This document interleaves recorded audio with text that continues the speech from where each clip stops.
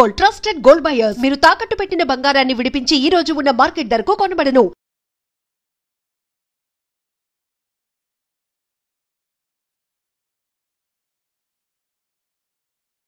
వి gold trusted gold buyers. మీరు తాకట్టు పెట్టిన బంగారాన్ని విడిపించి ఈ రోజు ఉన్న మార్కెట్ ధరకు కొనబడును.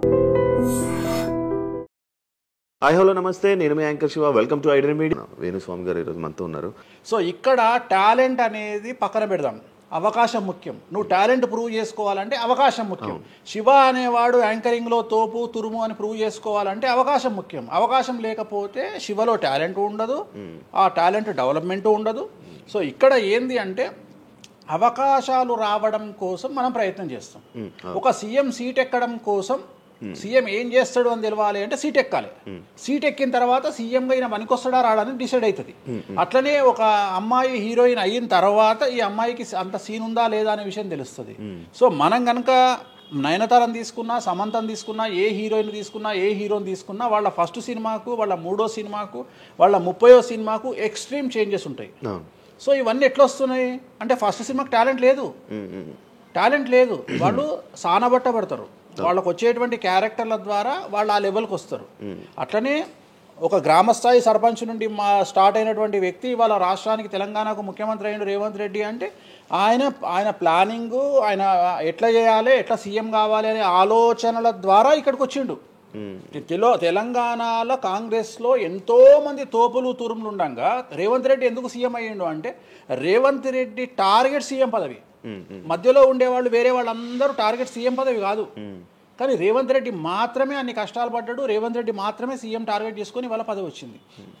సో ఇది ప్రాక్టీస్ మేక్స్ పర్ఫెక్ట్. సో మనం ఎంత ప్రాక్టీస్ చేస్తే అంత పర్ఫెక్ట్ అవుతాం. అంతేగాని టాలెంట్ చూపించుకోవాలి అంటే అవకాశం రావాలి. అవకాశం వచ్చిన దాన్ని వాడుకోవాలి. అన్నిటికంటే ధైర్యం కావాలి. There is no development in comfortable zone. కలియుగంలో కంఫర్టబుల్ జోన్లో ఎప్పుడూ డెవలప్మెంట్ ఉండదు. తెలంగాణ రాష్ట్రంలో కాంగ్రెస్ పార్టీలో మనం గనక కాంగ్రెస్ పార్టీలో ఉన్నటువంటి వ్యక్తులను తీసుకుంటే ఒక రేవంత్ రెడ్డి మినహా ఎవరు కూడా జైలుకి వెళ్ళలేదు. రేవంత్ రెడ్డి జైలుకు వెళ్ళడానికి కూడా సంసిద్ధత వ్యక్తం చేసినాడు, అలాంటి ఫైటింగ్ చేసినాడు. అంటే కంఫర్టబుల్ జోన్ దాటి రిస్క్ జోన్లో ఫైట్ చెయ్యడం వల్ల ఇవాళ సీఎం అయినాడు. మిగతా వాళ్ళందరూ ఎక్కడనో దగ్గర భయపడ్డమో, బాధపడ్డమో, వెనకడిగేయడం వల్లనో వాళ్ళు అక్కడనే ఉండిపోయారు. ఈయన మాత్రమే జైలుకు వెళ్ళి మరీ ఫైట్ చేసి వాళ్ళ సీఎం అయ్యాడు. అంటే ఎవరైతే కష్టపడతారో వాళ్ళకు ఫలితం దక్కుతుంది. ఎవరైతే కంఫర్టబుల్ జోన్లో ఉంటారో వాళ్ళు కంఫర్ట్ లెవెల్ అట్లనే ఉంటుంది. సో సమాజంలో మనం బయటికి వచ్చి ఫైట్ చేసి అన్నిటినీ ఎదుర్కొని 10 మందితో దొబ్బులు తిని సోషల్ మీడియాలో దొబ్బించుకొని కింద కామెంట్లు పెట్టించుకొని బండనాయదవా దొంగనాయదవా అని కామెంట్లు పెట్టించుకొని సో ఇవన్నీ ఓవర్కమ్ అయ్యి సమాజాన్ని అర్థం చేసుకొని ఓహో వీళ్ళంతా పనికి మాలిన వెధవలు కామెంట్ల రూపంలోనే ఉంటారు అని మనం ఫైట్ చేస్తూ ముందుకు వెళ్తేనే మనకు లైఫ్ దొరుకుతుంది. ఇప్పుడు రేవంత్ రెడ్డి గారి గురించి మాట్లాడారు కాబట్టి ప్రజెంట్ జనాల్లోని నెగిటివిటీ నేను ప్రిడిక్షన్స్ని కానీ వేరే వాటి చెప్పట్లా. నేను ఒక మంచి విషయాన్ని తీసుకొని మాత్రమే చెప్తా ఉన్నాను. నేను మంచి విషయాన్ని మాత్రమే తీసుకొని చెప్పాను. వేణుస్వామి గారు ఎప్పుడు అంటే లైక్ ఇందాక మాట్లాడుతున్నట్టే హీరోయిన్లు మనం టాలెంట్ ఉన్న వాళ్ళు చేస్తాం. ఎక్కువ వేణుస్వామి దగ్గర చేసుకున్న యాక్ట్రెస్ అమ్మాయిలే ఎందుకు వచ్చి చేయించుకుంటుంటారు పూజలు వేణుస్వామి గారి దగ్గర? ఒక రాజు కావాలంటే రాజ్యం కావాలి, ఒక రాణి కావాలంటే రాజు ఉంటే సరిపోతుంది. అర్థం కాలేదా? ఒక వ్యక్తి రాజు కావాలంటే రాజ్యాన్ని సంపాదించాలి. రాజ్యాన్ని సంపాదించాలంటే సగం జీవితం సంక నాకిపోతుంది ఒక వ్యక్తికి. అంటే శివ అనే వ్యక్తి ఒక 100 కోట్ల రూపాయలు సంపాదించాలంటే సగం జీవితం సంక నాకిపోతుంది. అవును, రైట్. కానీ శివను పెళ్లి చేసుకోవడానికి ఒక అమ్మాయికి మ్యాక్సిమం 10 మినిట్స్ చాలు. ఎస్, అంటే శివ నచ్చితే చాలు, శివకు అమ్మాయి నచ్చితే చాలు, పని అయిపోయింది. అంటే 10 నిమిషాల్లో ఆ అమ్మాయి 100 కోట్ల వారసురాలు అయిపోయింది. అలాగే 100 కోట్ల అధిపతి కూడా తనకు దక్కిండు. సో అమ్మాయిల డెవలప్మెంట్ అనేది ఎక్స్ట్రీమ్గా ఉంటుంది. ఉదాహరణ, ఒక ఇంటర్వ్యూకు 10 మంది అమ్మాయిలు 3 అబ్బాయిలు వస్తే ఈ 10 మంది అమ్మాయిల ఇంటర్వ్యూలు అయిపోయినాక వీళ్ళు సెలెక్ట్ కాకపోతే వాడి అదృష్టం మహాసుడిగా ఉంటే వాడు వస్తాడు సీన్లోకి. అంతే తప్ప 99% వీడు ఇక్కడనే కథం అయిపోతారు అమ్మాయిల దగ్గరనే. వాడికి అంత అవకాశం ఉండదు. సో కలియుగం అనేది 2002 తర్వాత షిఫ్ట్ అయింది. ఒకప్పుడు ఆడవాళ్ళకి అవకాశాలు తక్కువ, మగవాళ్ళకి ఎక్కువ. ఇప్పుడు టోటల్ రివర్స్ అయింది. ఏంటంటే 95% అవకాశాలు అమ్మాయిలకే ఉంటాయి, ఒక 5% మాత్రమే అబ్బాయిలకు ఉంటాయి. అందుకే అబ్బాయిలు అందరూ ఇప్పుడు అమ్మాయిలా మారిపోతున్నారు అంటారా? బెస్ట్ కదా. ఇప్పుడు మొత్తం జెండర్ అంతా మారిపోయింది. కారణం ఏంటంటే అమ్మాయిలకు ఉండేటువంటి వెసులుబాటు అబ్బాయిలకు ఉండదు. నేను అదే చెప్తున్నా. ఇప్పుడు మగవాడు కష్టపడి పైకి రావడానికి చాలా టైం తీసుకుంటుంది, ఆడవాళ్ళు పైకి రావడానికి చాలా ఈజీగా పైకి వస్తారు. నేను అనేది ఏంటంటే వాళ్ళ కష్టంతో పాటు వాళ్ళ గ్లామర్ వాళ్ళకు తోడవుతుంది. అవును. ఇప్పుడు అదే ఇప్పుడు మీరు ఏ పాయింట్ చెప్పారో అర్థమైంది. ఇప్పుడు అమ్మాయిలకి ఎలాగో అవకాశాలు ఉన్నాయి కదా, మరి ఆల్రెడీ వాళ్ళకి ఎలాగో అవకాశాలు వస్తాయి కాబట్టి మరి మీరు వాళ్ళని ఎందుకు అమ్మాయిలనే చూడడం? అబ్బాయిలు అంటే రాని వాళ్ళకు నేను చూస్తున్నా. ఇప్పుడు వచ్చిన వాళ్ళు నా దగ్గరికి రారు కదా. ఓకే. ఇప్పుడు కరోనా వస్తేనే హాస్పిటల్కి పోతాడు, కానీ కరోనా రాకముందే పండుకోడు కదా హాస్పిటల్లో. సో అట్లనే వేణుస్వామితో పని ఉంటేనే వస్తారు.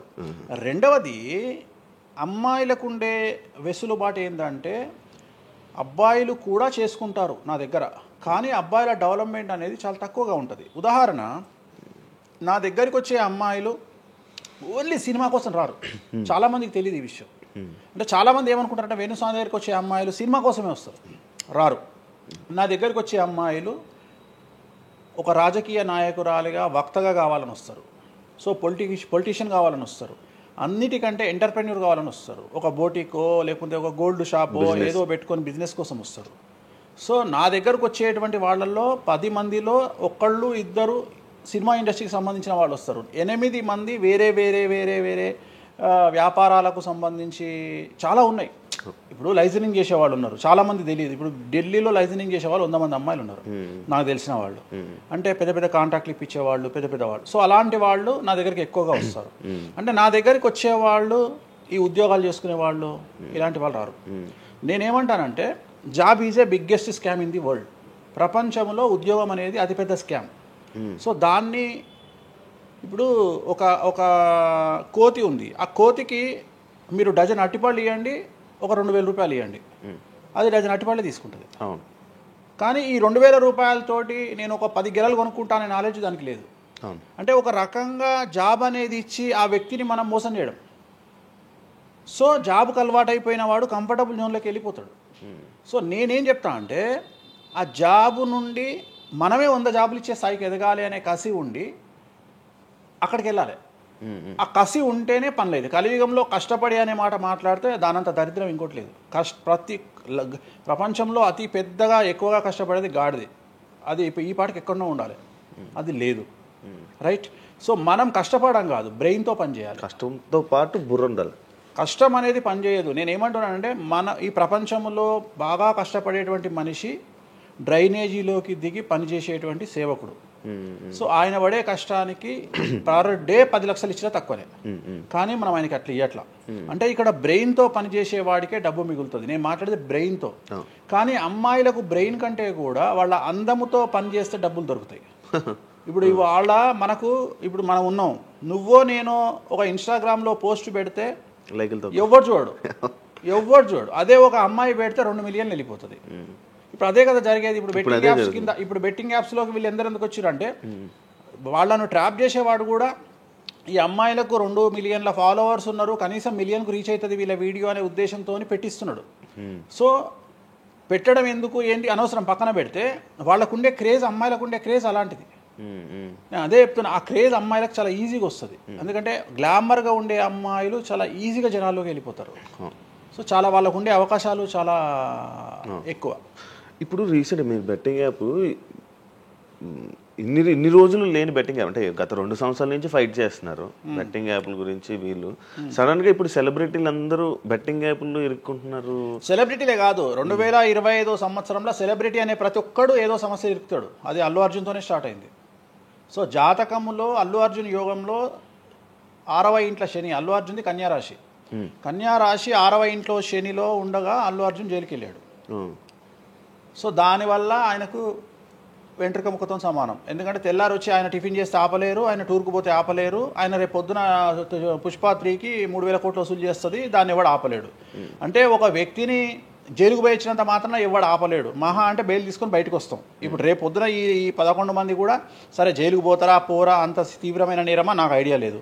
సో వాళ్ళు పోయినా మళ్ళీ 10వ రోజు వచ్చి మళ్ళీ 11 నాడు వాళ్ళు మళ్ళీ స్టేటస్ పెట్టుకుంటారు. దానివల్ల పెద్ద ఒక కొంపల మునిగేది ఏం లేదు. కాకపోతే ఇక్కడ జాతక రీత్యా ఎందుకే ఇప్పుడు జరుగుతుంది అంటే ఎందుకు జరుగుతుంది అంటే ఎవరి జాతకంలోనైతే ఆ ప్రత్యేకమైనటువంటి టైమింగ్ వస్తుందో ఆ టైమింగ్లో ఉండేవాళ్ళు జైలుకు వెళ్ళడమో సమస్యల పాలవడమో మీడియాకి ఎక్కడమో ఇప్పుడు అందరూ మీడియాకి ఎక్కిన అందరు జైలుకి వెళ్ళరు సో ఇంకోటి ఏంటంటే ఇప్పుడు ఒకప్పుడు జైలు అంటే భయము ఇప్పుడు జైలు అనేది క్వాలిఫికేషన్ అంటే జనరల్గా ఇప్పుడు పొలిటీషియన్ అయితే జైలుకు పోగానే సీఎం అవుతారా అనే నమ్మకం వచ్చింది అందరికీ అట్లనే కొన్ని నమ్మకాలు వచ్చినాయి ఇప్పుడు అల్లు అర్జున్ పోయి వచ్చిండు ఏమైంది సో అదే సినిమా ఇంకా ఆయన అనుకున్న దానికంటే ఇంకా కొద్దిగా ఎక్కువ డబ్బులు వసూలు చేసింది సో ఇప్పుడు వీళ్ళు కూడా అంతే కాకపోతే జాతకాల్లో చూసుకోవాల్సింది ఎందుకు ఇట్లాంటివి జరుగుతాయంటే అష్టమ శని అంటే 8వ ఇంట్లో శని వచ్చినప్పుడు 6వ ఇంట్లో శని వచ్చినప్పుడు 12వ ఇంట్లో శని వచ్చినప్పుడు 1వ ఇంట్లో శని వచ్చినప్పుడు 6వ ఇంట్లో గురువు వచ్చినప్పుడు 12వ ఇంట్లో గురువు వచ్చినప్పుడు ఇలాంటి సంఘటనలు వ్యక్తిగతమైన జీవితంలో జరిగే అవకాశాలు ఉంటాయి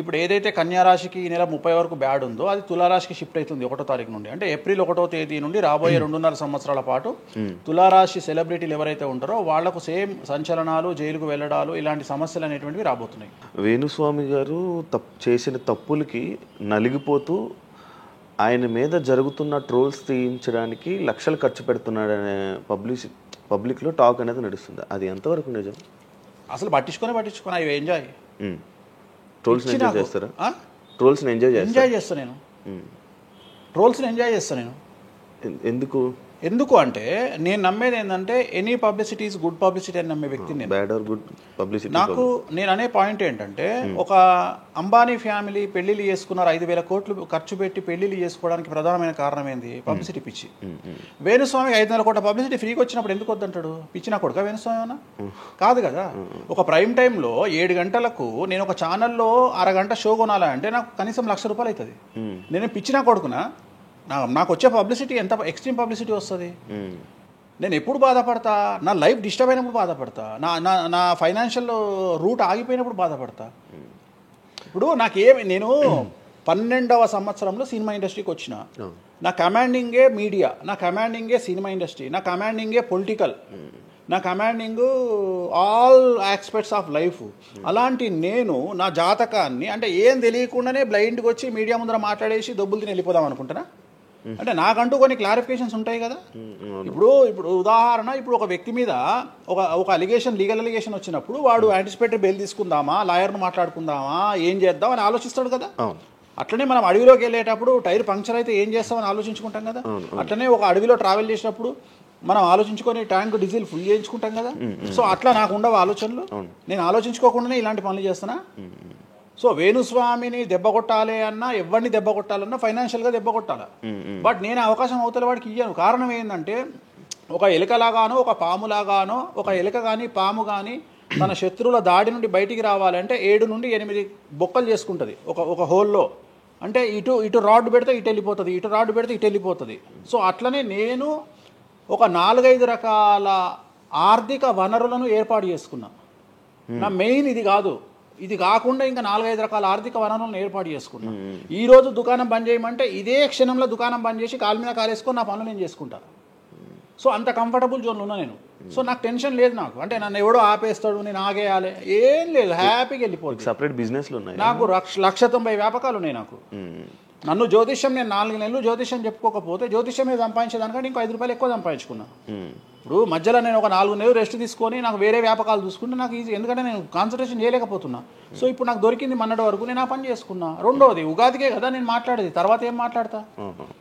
రెండోది ఏంటంటే కొన్ని సార్లు మనకు కొన్ని విచక్షణ కొన్ని జ్ఞానాలు కలుగుతాయి కొన్ని సార్లు కలుగుతాయి ఇప్పుడు నాకు కూడా అదే జ్ఞానం కలిగింది ఎందుకు అంటే ఇక్కడ వాక్యూమ్ నేను కవర్ చేసిన టాలీవుడ్లో తెలుగులో వాక్యూమ్ కవర్ చేసిన ఇక్కడ ఏం లేదు సో నేను వాక్యూమ్ ఇంకా క్లియర్ చేసుకోవాలి ఇంకా పెంచుకోవాలి అంటే బాలీవుడ్కు పోవాలి కన్నడ పోవాలి తమిళ్ పోవాలి సో అటువైపు నేను కాన్సన్ట్రేషన్ చేస్తున్నా ఎక్కువగా అందుకని నేను ఇక్కడ సెలబ్రిటీల గురించి చెప్పడం ఆపేసిన తెలుగు సెలబ్రిటీల గురించి చెప్పడం లేదు ఇప్పుడు మీరు పాన్ ఇండియా ఆస్ట్రాలజీ 100% తప్పేముంది అదే విన్నాను రీసెంట్ యుఎస్ దుబాయ్ అవన్నీ వెళ్తున్నారంట అంటే దాని అర్థం క్లయింటేల్ ఉందనే కదా ఇప్పుడు మన యూరోప్ పోయి వచ్చిన సరే ఒక పెద్ద విషయంలో వెళ్ళేసి వచ్చిన చెప్పుకోవాలని లేదు చెప్పను క్లయింటేల్ ఉంది ఆస్ట్రేలియాకి రెగ్యులర్గా ఎవ్రీ 3 months ఆస్ట్రేలియా పోతా ఎవ్రీ 3 months లండన్ పోతా నా క్లయింటేల్కు తప్పేముంది అంటే ఉన్నట్టే కదా నేను అనేది ఉన్నట్టే కదా ఇప్పుడు విచక్షణ కలిగిన వాడు ఆలోచిస్తాడు అంటే వేణుస్వామి మీద ఎందుకు వస్తున్నాయి రూమర్స్ ఎందుకు వేణుస్వామిని టార్గెట్ చేస్తున్నారు నాకు అనవసరం వాళ్లకు అవసరం ఉన్నోడు ఎంక్వైరీ చేసుకొని నా దగ్గరకు వస్తాడు. నేను ఇంకోటి అందరికి ఒకటే చెప్తా, నా పాజిటివ్ వీడియోల కంటే నా నెగిటివ్ వీడియోలే చూడండి. ఫస్ట్ జనాలు నన్ను ఎక్కిన వీడియోలు చూడండి, నన్ను దొబ్బిన వీడియోలు చూడండి, నా గురించి నెగిటివ్గా పెట్టిన వీడియోలు చూడండి. అప్పటికే మీకు నా మీద నమ్మకం కలిగితేనే నా దగ్గరికి రండి, లేకపోతే రావద్దు. ఫస్ట్ వాటిని ఎంజాయ్ చేయండి, వాటిని ఫుల్ ఎంజాయ్ చేయండి, చేసి నా దగ్గరికి రండి. అట్లాంటి వాళ్ళే నా దగ్గరకు వస్తారు. అవునా? నాకు అదే కావాలి. చెప్పారా? నాకు అదే, నాకు టీవీలో ఎప్పుడు కూడా చెప్తున్నా కదా, వాళ్ళు వచ్చిన వాళ్ళు ఎవరైనా వచ్చిన వాళ్ళు చెప్తారు కదా. ఇప్పుడు ఉదాహరణ ఏమంటారు అంటే, ఇప్పుడు కామాఖ్య ఉంది, కామాఖ్యకి వెళ్తే ఇప్పుడు ఎవరో ఒకళ్ళు పబ్లిసిటీ చేసిరు, కామాఖ్యలో నాన్ వెజ్ ఉండదు, లిక్కర్ ఉండదు అని చెప్పి పబ్లిసిటీ చేసిరు. చెయ్యంగానే నా కామాఖ్య మెట్లెక్కగానే కనిపించేది నాన్ వెజ్, కామాఖ్య మెట్లెక్కగానే కనిపించేది లిక్కరు, గర్భగుడిలో ప్రదర్శనం చేస్తున్నంతసేపు మనకు కనిపించేది నాన్ వెజ్, లిక్కరు. సో అక్కడికి ఇప్పుడు ఎగ్జాంపుల్ చెప్తా. ఇప్పుడు శివ అనే వ్యక్తి కామాఖ్యకి ఇంతవరకు వెళ్ళలేదు. సో ఇప్పుడు ఏమనుకుంటాడంటే, వేణుస్వామి గురించి చెప్పిన ప్రచారాన్ని శివ నమ్ముతాడు. నాకు అదే కావాలి, ఇప్పుడు నమ్మడమే కావాలా. కానీ శివ నెల తర్వాత కామాఖ్యకి వెళ్తాడు. వెళ్ళిన తర్వాత ఎక్కడ చూసినా అడుగున నాన్ వెజ్, లిక్కర్ కనిపిస్తుంది శివకు. లాస్ట్కు ప్రసాదం కూడా నాన్ వెజ్ ఇస్తారు, ప్రసాదం కూడా లిక్కరే ఇస్తారు. అంటే తాగున ఆయన అని చెప్పి చేతిలో పోస్తారు. అంటే తీర్థంలో లిక్కర్ పోసి మీకు తీర్థం ఇస్తారు, మీరు తీర్థం తాగుతారు, లిక్కర్ పోసిరు. అప్పుడు ఒకసారి మీకు గుర్తొచ్చేది ఎవరు? వేణుస్వామి. ఓహో, వేణుస్వామి చెప్పింది 100% నిజము. అంటే మనం మూర్ఖులము, ఇన్ని రోజులు నమ్మింది, మనం తప్పు చేసినాం వేణుస్వామి విషయంలో. అక్కడికి వెళ్ళే వాళ్ళు క్షుద్ర పూజలు వీళ్ళు వాళ్ళు వెళ్తుంటారు. అసలు క్షుద్రం అంటే ఏంది? క్షుద్ర పూజలు శ్మశానంలో చేస్తారు. ఇవి వామాచార పూజలు. మందులలో, అలోపతి మందుల్లో రెగ్యులర్ మందులు స్టిరాయిడ్స్ లాగా స్టిరాయిడ్స్ అనేవి ఇవి. సో నాలెడ్జ్ లేకపోతే నిమ్మకాయలు పెట్టిన ప్రతి చోట క్షుద్ర పూజ అంటే, శ్రీకాళహస్తిలో నిమ్మకాయలతోనే పూజ చేస్తారు. క్షుద్ర పూజ నాది అంటే వేణుస్వామి పూజలు చేయడం క్షుద్ర పూజలు, వామాచార పూజలు. నేను అనేది ఏంటంటే, నేను ఇప్పుడు ఇందాక అదే చెప్పిన, అనేవాడు ఫిల్టర్ లేకుండా ఎన్నన్నా అనుకోని, ఒకవేళ అట్లా అనుకుంటే వేణుస్వామి క్షుద్ర పూజలు చేస్తే సోషల్ మీడియాలో ఎందుకు పెట్టుకుంటాడు? నా లైఫ్లో నేను చెప్పేది ఒకటే, నేను ఆస్ట్రాలజీలో కానీ బ్రాహ్మణ్ కమ్యూనిటీలో కానీ నేను సన్నీ లియోను. నేను నా బట్టలు నేనే ఇప్పుకుంటా, నేను ఎవరిని ఇప్పనియా, నా బట్టలు నేనే ఇప్పుకుంటా. నేను దొంగతనంగా ఇవాళ వరకు పూజ చేసినా, దొంగతనంగా చెయ్యలేదు. పైన పూజ అవుతుంది, మీరు కెమెరా తీసుకొని పోయి పెట్టుకోండి. నాన్ వెజ్ పెట్టిర్రు, లిక్కర్ పెట్టిర్రు, పైన పూజ అవుతుంది. సో మీ ఇష్టం వచ్చినవి తీసుకోండి. నేను శాస్త్రానికి విరుద్ధంగా చేస్తే అమ్మవారు నన్ను సర్వనాశనం చేస్తుంది. నాకెవడన్నా అడ్డొచ్చి అనవసరంగా అమ్మవారిని బద్నాం చేస్తే వాడు సర్వనాశనం అవుతాడు. Simple logic. ఇంట్లో పెద్ద ఏం లేదు, ఇంట్లో నేను పెద్ద గొప్పగా చెప్పుకునేదే లేదు. వామాచారాన్ని క్షుద్ర పూజలుగా భావించి మాట్లాడుకుంటే మీ కర్మ. ఇంకోటి, నేను ఎందుకు లైవ్లో పెడతా పూజలన్నీ? ఎందుకు పెడుతున్నా అంటే, నేను చేసేటి సక్రమమైనటువంటివి కాబట్టే పెడుతున్నా. ఇంకోటి, ఎక్స్ప్లోర్ చేసేవాడికి తెలుస్తాయి ఇవన్నీ. కామాఖ్య పోవాలంటే పోయేటప్పుడు 15,000, వచ్చేటప్పుడు 15,000, 30,000 రూపాయల ఫ్లైట్ టికెట్ ఎక్కి పోవాలి. ఒకప్పుడు 4,000 రూపాయల ఫ్లైట్ టికెట్ ఉంది వేణుస్వామి ప్రచారం చేయక ముందుకు. వారానికి ఒక్క ఫ్లైట్ ఉండే గౌహతికి. ఇవాళ ప్రతిరోజు పోవడానికి 3 ఫ్లైట్లు, రిటర్న్ రావడానికి 4 ఫ్లైట్లు వేణుస్వామి వల్ల ఏర్పడ్డాయి. ఇవాళ తెలుగు, మీరు కామాఖ్య టెంపుల్కి వెళ్తే ప్రతి 10 మందిలో 5 తెలుగు వాళ్ళే ఉంటారు, కర్ణాటక వాళ్ళు ఉంటారు, తమిళ వాళ్ళు ఉంటారు. సో ఇంత స్ప్రెడ్ అయింది కామాఖ్య. సో రెండవది, తెలియకుండా మాట్లాడే వాళ్ళ గురించి నేను మాట్లాడా, ఎక్స్ప్లోర్ చేసి మాట్లాడే వాళ్ళ గురించి నేను మాట్లాడతాను. మీరు కామాఖ్యకి వెళ్తే ఇప్పుడు గోవాలో ఏముంటుంది? ఉంటుంది. ఉదాహరణ, బ్యాంకాక్ అనగానే ప్రతి నా కొడుకు మాట్లాడేది ఏంది? మసాజ్. హైదరాబాద్ కంటే గొప్పగా ఉంటుందా బ్యాంకాక్? నాకు తెలియదు. ఇండియా కంటే గొప్పగా ఉంటుందా బ్యాంకాక్? మరి ఇప్పుడు అట్లాంటప్పుడు ఆడవాళ్ళు ఎందుకు పోతున్నారు? ఇప్పుడు బ్యాంకాక్ ఆడవాళ్ళు విపరీతంగా పోతున్నారు. అంటే బ్యాంకాక్ లో మసాజ్ కాకుండా బీచెస్, వైట్ శాండ్ బీచెస్ చాలా ఫేమస్, ఫ్రూట్స్ ఫేమస్, చెట్లు ఫేమస్, ఎంటర్టైన్ చేసే ప్లేసెస్ చాలా.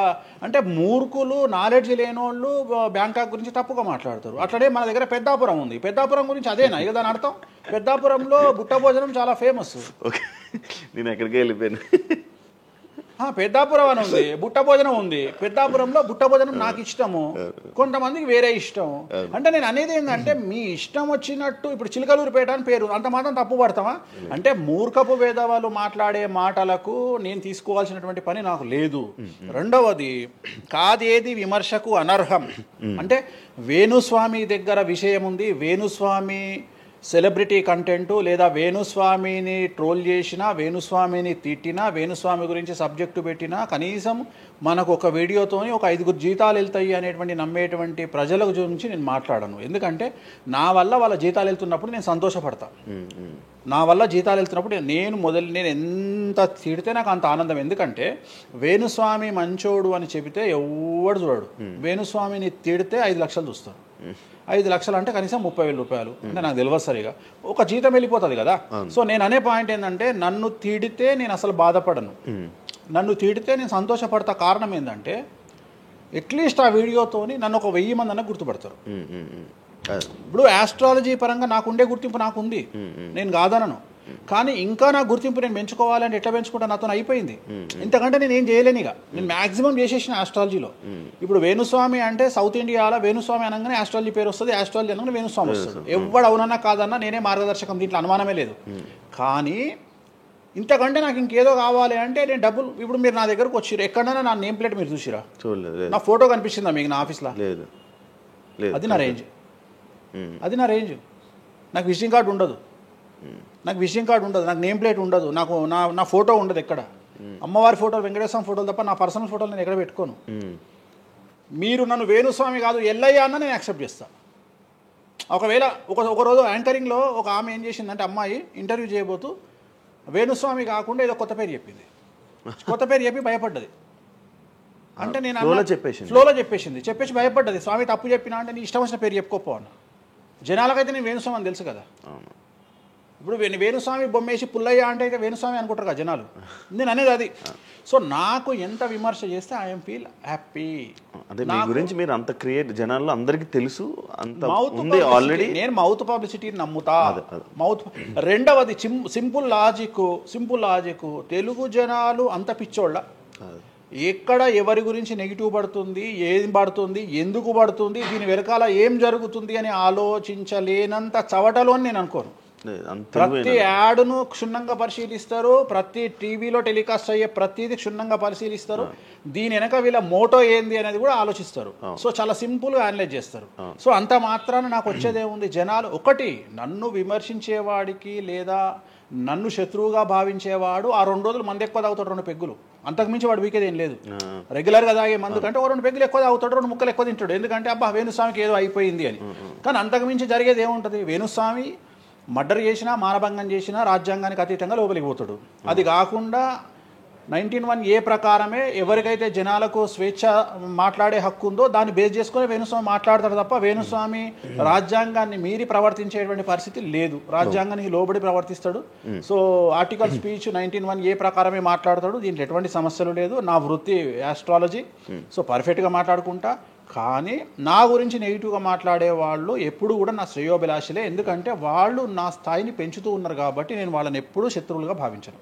వేణుస్వామి గారితో డేంజర్ అంటే మిగతా కొంతమంది బ్రాహ్మణ లైక్ పంతులు కానీ వీళ్ళు కానీ చెప్పేది ఇది, వేణుస్వామి గారి డేంజరు ఆయన్ని ఒకవేళ ఏమైనా అంటే మళ్ళీ ఆయన పూజలు చేసి మనం నాశనం అయిపోయేలా ఇది కూడా ఆయన చేయగలడు, పవర్స్ ఉన్నాయి. నమ్ముతున్నట్టే కదా, అంటే నాకు వర్తుందనే కదా. అలా అర్థం కదా, వర్తున్నట్టే కదా. ఇప్పుడు వర్త్ లేకపోతే ఫీల్ కావాలి, భయపడుతున్నారంటే నమ్ముతున్నట్టే కదా. సబ్జెక్ట్ ఉందని నమ్ముతున్నారు కదా. ఓకే ఓకే, పవర్స్ ఉన్నాయి, పవర్స్ నమ్ముతున్నారంటే సబ్జెక్టే కదా, అది తప్పేం లేదే దాంట్లో, దాని తప్పేం లేదు కదా. అంటే నా దగ్గర పవర్స్ నమ్ముతున్నారు కదా, ఇట్ ఈస్ ప్రూవ్డ్ కదా. నేను అనే పాయింట్ ఏంటంటే, నేనేదో జనాల్ని ఉద్ధరిస్తా, నేనేదో జనాలకు పూజలు చేసి వాళ్ళను మంచి చేస్తా అనుకున్నప్పుడు ఫస్ట్ అడిగే క్వశ్చన్ ఏంటంటే, రేపు ఇచ్చినాయాలా నీకు వచ్చిన సమస్యలు క్లియర్ చేసుకోరా అంటారు ఫస్ట్. మరి నా సమస్యలు నేను క్లియర్ చేసుకుంటా కదా, లాజికా కాదా? చేస్తారా నిజంగా? నేను అడిగే పాయింట్ మీకు అర్థం కాలా? అర్థమైంది. నేను చెప్తున్నది ఒకటి, నీకు అర్థమవుతున్నా. నాకు ఒక న్యాయపరమైన చిక్కు వచ్చినప్పుడు దాని నుండి బయటపడడానికి నేను పూజలు చేసుకుంటానా, చేసుకోనా? మరి వాటి ద్వారానే కదా నేను జనాలకి. ఇప్పుడు నీకేదన్నా ప్రాబ్లం వచ్చి రేపు పొద్దున వేణుస్వామి గారు నాకు ఈ సమస్య వచ్చింది అంటే సమస్య మీరు ఎప్పుడు నమ్ముతారు? నన్ను మీరు చేశాక కాదు, మీరు నేను బయటపడ్డప్పుడు నమ్ముతారు. అదే మీ సమస్యల నుంచి మీరు బయటపడ్డాక జనాలు నమ్ముతారు. అర్థమైంది. బట్టతల పెట్టుకొని నేను వెంట్రుకలు మొలిపిస్తాను టీవీలో యాడ్ ఇస్తే అమనా బూతులు తిడతారు, అరే నీకే గుండు మీద ఎంటికలు లేవు నువ్వేం మొలిపిస్తావురా అని. అట్లనే నేను కూడా నా స్టామినా ఏందో జనాలకు తెలియజెప్పాలి అంటే నేను నా సమస్యల నుండి బయటపడ్డప్పుడే కదా ఎదుటి వ్యక్తికి చేసే రైట్స్ నాకు ఉంటాయని చెప్తున్నా. అంటే ఇప్పుడు మీకు వచ్చిన సమస్యల నుంచి మీరు బయటపడ్డానికి మీకు మీరే పూజ చేసుకున్నారు. ఎందుకు చేసుకో? నా జాతకాన్ని నేను విశ్లేషించుకుంటా కదా. నాకు వచ్చే సమస్య నేను అనుకోను, బట్ నేను సమస్యలు వస్తే వాటిని క్లియర్ చేసుకోవడానికి నాకుండే రెమెడీస్ నాకు ఉంటాయి కదా. మీరు చేశారు ఆ పూజల్లో ఎవరైనా నష్టపోయారా? ఎవరిని నేను అనేది ఏంటంటే, మనం బాగుండాలని కోరుకుంటాం. ఇంకోటి ఏంటంటే ఫస్ట్ నేను శత్రువుగా భావించాలి కదా. నేను అంత దూరం ఆలోచించాను. నేను ఎదుటి వ్యక్తిని శత్రువుగా ఎప్పుడు భావిస్తా అంటే వ్యక్తిగతంగా వచ్చి నన్ను కొట్టినప్పుడు నేను భావిస్తా. అంటే నా గురించి చెడుగా మాట్లాడడం అనేది నాకు శత్రువు కాదు. ఎందుకంటే వాళ్ళ వృత్తి అది, వాళ్ళ వృత్తి అది. బోల్డ్ మంది మాట్లాడతారు అందరితో, అందరు శత్రువులు. నేను అదే అంటున్నాను. ఇప్పుడు ఇదే వీడియో కింద మళ్ళీ పెడతాడు ఎవడో, మళ్ళీ వచ్చిన వారా పంది అని పెడతాడు. ఇప్పుడు నేను వాడిని వాడిని ఇల్లు ఎత్తుక్కుంటూ పోవాలా? నేను వాడిని ఇల్లు నాకు కనీసం లక్షల్లో క్లయింటేల్ ఉంటుంది. ఈ వీడియో కింద తిడితే మహా తిడితే ఒక 10 మంది తిడతారు. ఈ 10 మంది అలవాటు అయిపోయి, అలవాటు కాదు, కలియుగ ధర్మము. నేను చాలా ప్రాక్టికల్గా ఉంటా. నేను చాలా లేకపోతే ఎంత దమ్ము ఉంటే ధనిష్టల నేను వచ్చి మందు తాగుతా, నాన్ వెజ్ పెడతా అని చెప్పుకోవాలంటే చాలా విషయం ఉండాలి, మామూలు విషయం కాదు. ఈ కమ్యూనిటీలో తట్టుకోవాలి. అందుకనే నేనేమంటున్నా, ఒక బ్రాహ్మడు అనగానే ఇప్పుడు ఉదాహరణ ఒక పెద్ద పూజారు ఉన్నాడు ఏ గుడికి, ఆ పెద్ద పూజారిని టార్గెట్ చేయాలంటే ఫస్ట్ టార్గెట్ చేసేది నాన్ వెజ్ తింటాడు, లిక్కర్ ముట్టుకుంటాడు అని చెప్తారు. అందుకని నేనే నా బట్టలు ఇప్పేసుకుంటున్నా. అవకాశం లేదు అంటే నేను ఆల్మోస్ట్ ఆల్ అండర్వేర్తో సహా అన్ని ఇప్పేసిన. ఒకవేళ నేను అండర్వేర్ ఉంటే అదన్నా లాగుదామని ఎవడో వస్తుండే, నేను అది కూడా ఇప్పేసిన. ఇంకేముంది నా నాయన నన్ను ఇప్పడానికి? నా దగ్గర ఏం లేదు కదా. ఇప్పుడు నువ్వేమైనా కొత్తవి చూపిస్తే ఏం చూపిస్తావు? నువ్వేం చూపిస్తావు? సుప్రీంకోర్టు ఇచ్చిన ఆర్డర్ ప్రకారం నేను వేరే అమ్మాయితో పడుకున్నా, అమ్మాయితో ఇష్టంతో పడుకుంటే అది కూడా నాకేం తప్పు లేదు. ఇంకా నువ్వు నాకు ఏం చూపిస్తావు? నేను ఎప్పుడన్నా నేను సామాజికానికి వ్యతిరేకంగా చేసినప్పుడు, శాస్త్రానికి వ్యతిరేకంగా చేసినప్పుడు నువ్వు నా గురించి వ్యతిరేకంగా చూపిస్తావు. అంతే తప్ప నా దగ్గర ఏమున్నాయని చూపిస్తావు? నేను చచ్చే వరకు నువ్వు చూపించలేవు. నేను నన్ను బొందబెట్టే వరకు, నన్ను తగలబెట్టే వరకు నేను తప్పు చేసినా చూపించలేవు. నేను చెయ్యను. మీరే చెప్పేసుకుంటున్నా. నేనే చెయ్యను. నేను ఇప్పుడు పైసలు లేనివాడు, పైసలు పోగొట్టుకున్నవాడు బెట్టింగ్లోకి పోతాడు. లేదా ఇప్పుడు కొత్త కొత్త వ్యవహారాలు ఉన్నాయి. ఒకడేమో నిధులు దొరుకుతాయని పోతాడు, ఒకడేమో రైస్ పుల్లర్ అని పోతాడు. ఇవన్నీ ఏం కావని తెలుసు, మనకు తెలుసు, వాడికి తెలియదు. వాడు మానసికంగా వీక్ కాబట్టి వాడు సొంతంగా డబ్బులు దొంగతనంగా నాకు అవసరమే లేదురా నాయన. నాకు వేరే వ్యాపకాల నుండి డబ్బులు వస్తున్నప్పుడు లంగ పని చేసే అవకాశం నేనెందుకు చేస్తా? నాకు అవసరమే లేదు. నన్ను లంగ పని చేయమని చెప్తే నేను చెయ్య. నాకు వద్దు. నేను లంగ పని చేసే సవ్వాలే లేదు, నాకు అవసరం లేదు. రెండోది ఏంటంటే నా దగ్గరికి రానంత వరకే నా గురించి నెగిటివ్గా మాట్లాడతారు. ఒక్కసారి నా ఆఫీస్లోకి ఎంటర్ అయ్యారు అంటే వానికే అర్థమైపోతుంది, నీ అమ్మాయి కుల్లా ఉన్నాడు రా నాయన, ఈయనతో వేస్ట్, ఈయన దగ్గర ఏం దొరకదు. రెండవది, ఇవాళ ఎక్కడ పడితే అక్కడ కెమెరాలు పెట్టుకొచ్చేటువంటి స్థాయిలో ఇది మనకు సైన్స్ పెరిగింది. ముక్కు పుల్లలు కూడా పెట్టుకొస్తారు, చౌకమ్మలు కూడా పెట్టుకొస్తారు. నేను లంగ పని చేస్తే కూర్చొని 2 నిమిషాలు దొరకబట్టి టెలికాస్ట్ చేస్తారు. కానీ మాటలున్నాయి, క్లారిటీ సాక్ష్యం లేదు. ఇక మరి ఏం చేస్తా నేను?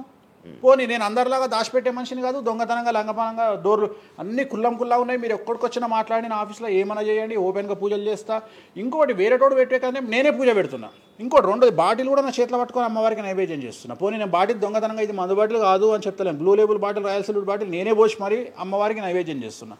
ఇంకా ఎక్కడనే దాపరికం ఉంది? ఇంకా బాటిల్స్ కూడా కాస్ట్లీ, అంటే పెద్ద గెస్టులకే అవి పెద్ద వాళ్ళ విఐపీ రేంజ్ని బట్టి పెడతాం. నార్మల్ వాళ్ళు వస్తే వాళ్ళకి తగ్గట్టి వాళ్ళ ఇష్టం. ఇప్పుడు ఉదాహరణ, ఇప్పుడు బాలయ్యబాబు చేస్తే మ్యాన్షన్ హౌస్ పెడతాం. కొంతమంది ఎన్ఎస్సి, ఇప్పుడు ఎన్ఎస్సి అంటే ఇప్పుడు ఉదాహరణ వాడు మొన్న ఎవడో విమర్శిస్తుండు నన్ను. మొన్న ఎవడో ఆయన లారీ కళ్ళద్దాలు పెట్టుకుంటాడు అని ఒక జ్యోతిష్కుడు నన్ను విమర్శిస్తున్నాడు. అంటే అరే లారీ కళ్ళద్దాలు అది కొనాలంటే కాశీ దాకా దేకాలి. ఎంత ఉంటాయి అంటే మన లైఫ్లో దాని వాల్యూ తెలియదు. అదే కుక్కకేం తెలుసు కుసుమపు వాసన, నెయ్యి గురించి ఏం తెలుసు కుక్క కంటే? వాడు ఏదో మాట్లాడతాడు.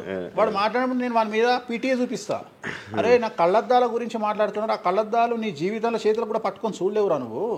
ఇంకా నువ్వు దాని గురించి మాట్లాడితే నువ్వు ఇక వాడిని కుక్క కంటే హీనంగా నేను చూడాలి తప్ప వాని గురించి వాని మీద నేను సింపతి చూపిస్తా తప్ప నేను కోపానికి ఎందుకు వస్తా?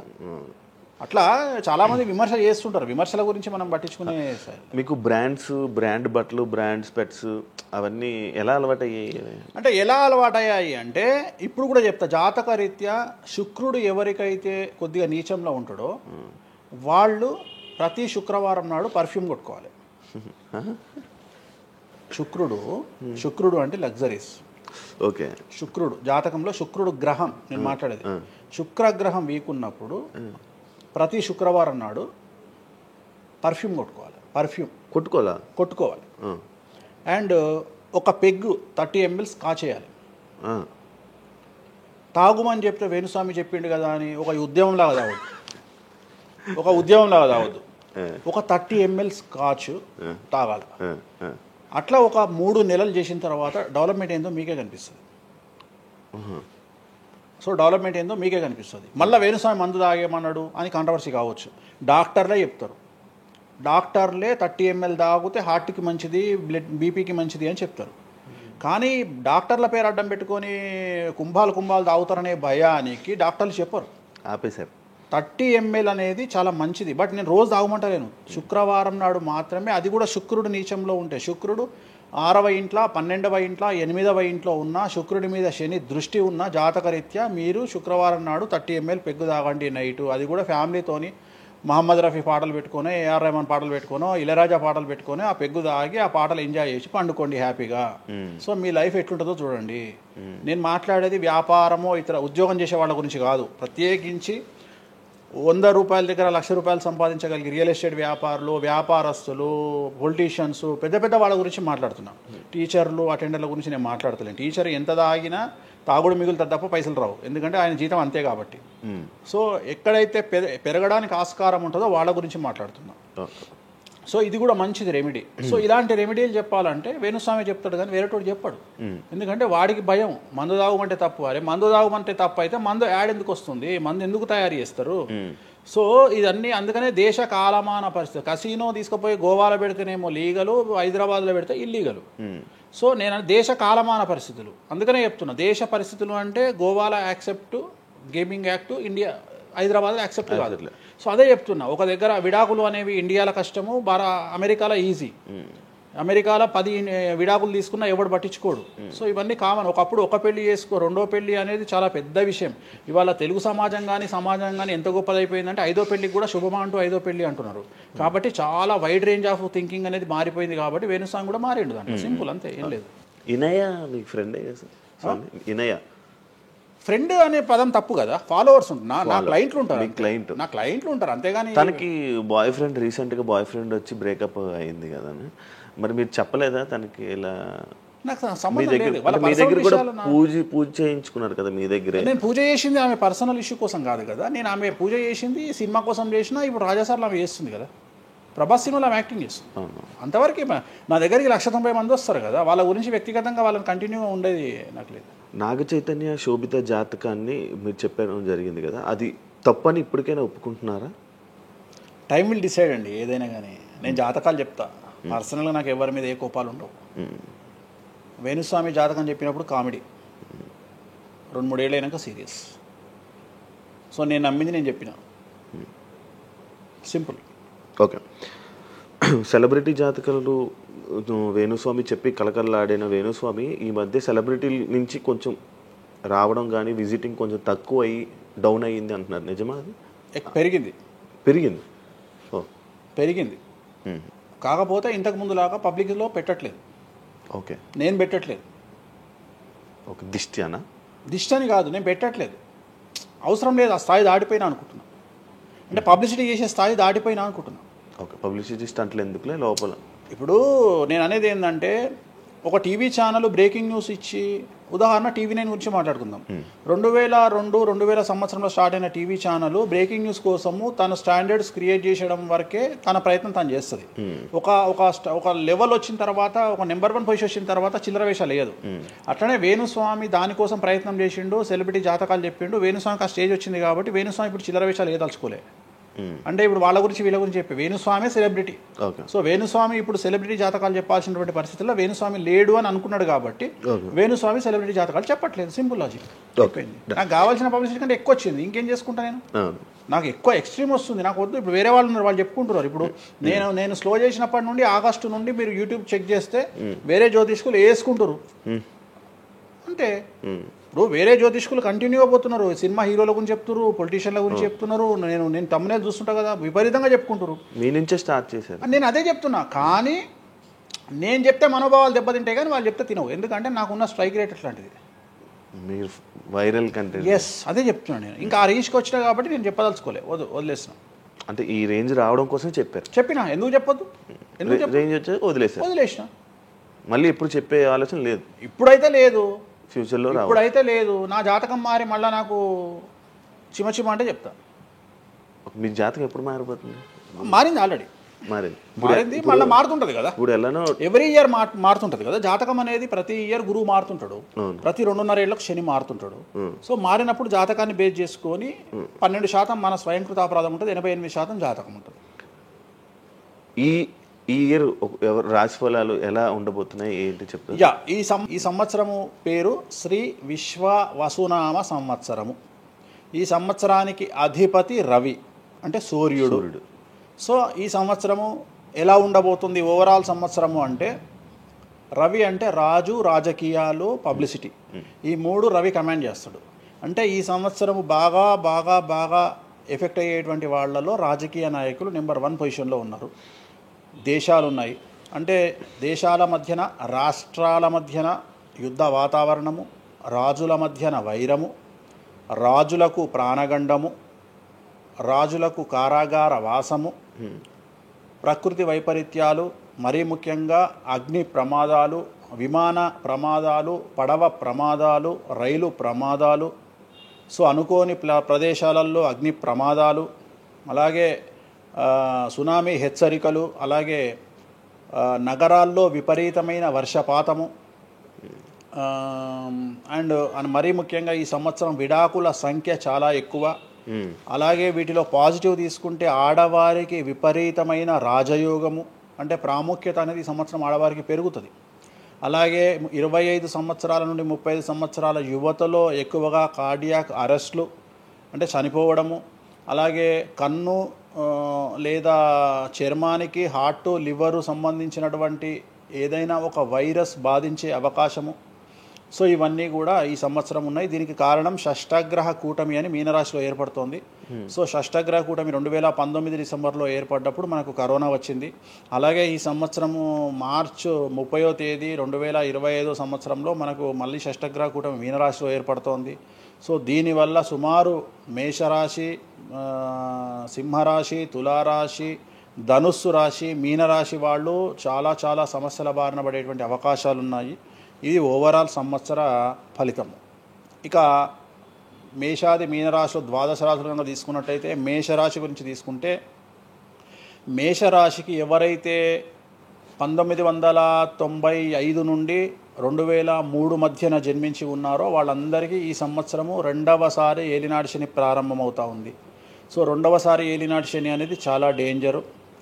సో న్యాయపరమైన చిక్కులు, ఆర్థికపరమైన చిక్కులు, సమాజంలో చెడ్డ పేరు, అనారోగ్య సమస్యలు, అలాగే ఆర్థిక అస్తవ్యస్తము, అంటే సరి అయినటువంటి నిర్ణయాలు తీసుకోకుండా ల్యాండ్ కొన్నా, ప్లాట్లు కొన్నా, ఫ్లాట్లు కొన్నా, ఇండ్లు కొన్నా లిటిగేషన్ అయ్యే అవకాశము, పెట్టుబడిలో విపరీతమైన ధన నష్టము, అలాగే తల్లిదండ్రులలో ఒకరికి ప్రాణగండాలు.